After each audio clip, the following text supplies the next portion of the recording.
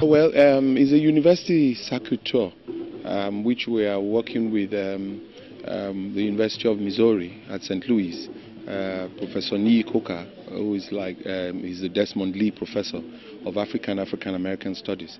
And what we're looking at is introducing Nigerian culture and dances and music to the university community. And we're taking it from Missouri down to Houston to Texas, Purdue, and we're ending up at the New York University. So it's a 17-18 day tour to the US, and that's what the National Troupe, National Theatre is working on right now. Okay. Oh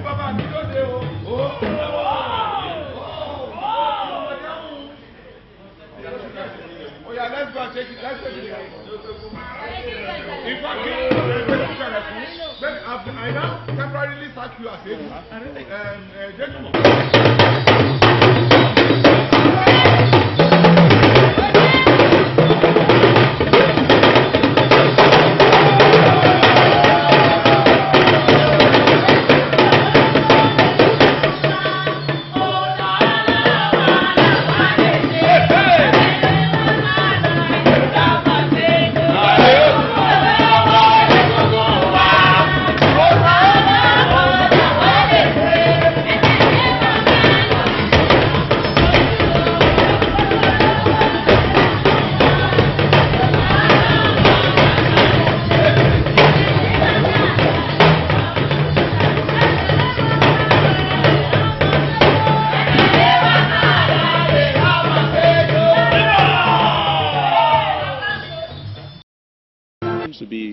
Is this going to be an exchange kind of arrangement now that the troupe is going to the US? Is there going to be another experience of what we're going to expect from another end of?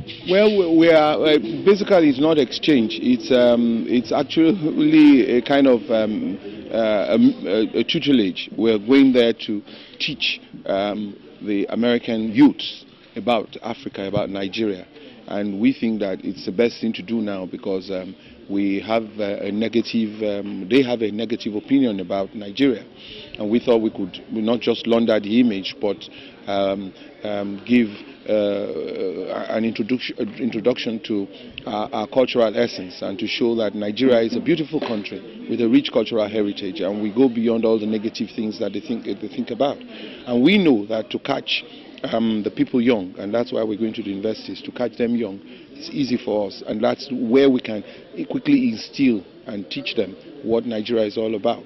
And that's why we're having workshops, we're having lectures. While we're going on, we're having dance demonstrations while the tour is on.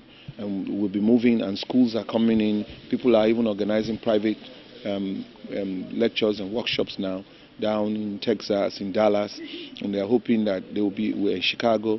We'll be able to teach them even how to beat our drums and on all sorts of things that is good about Nigeria.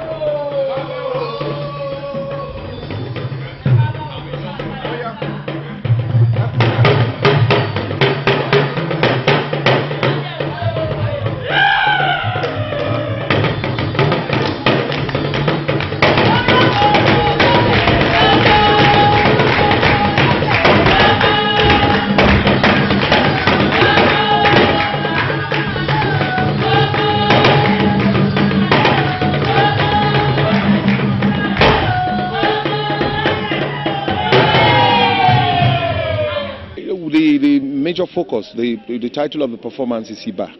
And what we are looking at with IBA is it's looking at the issue of greetings, homage.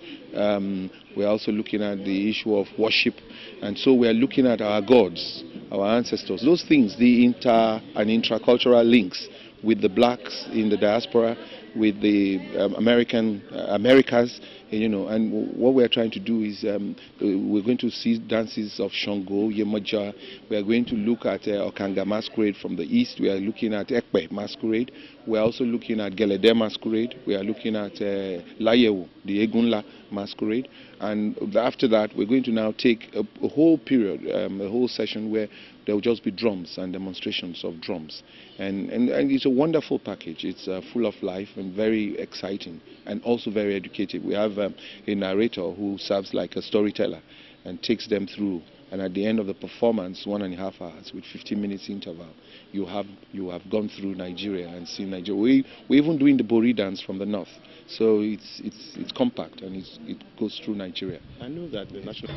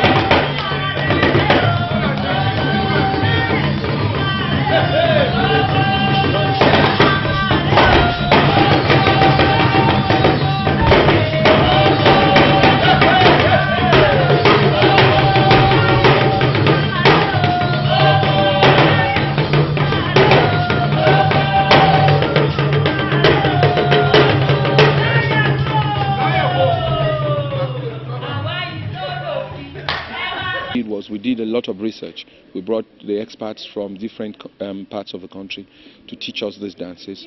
We learned them.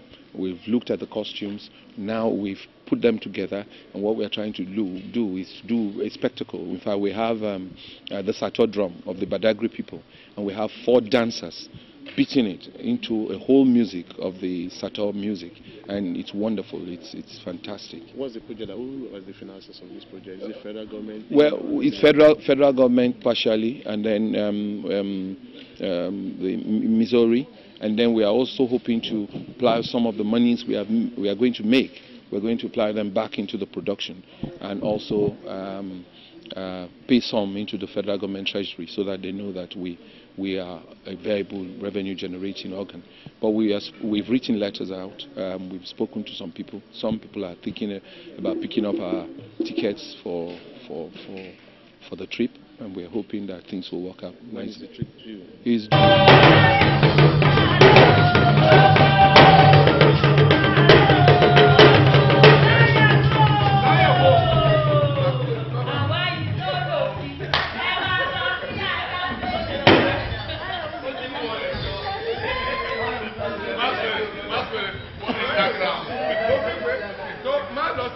don't go there, you take away from the immersion. So you move back. I want the dancers now, the choreographed movement. Let them dance for you. When they dance for you for about, half a minute, then you turn and take them out. Okay?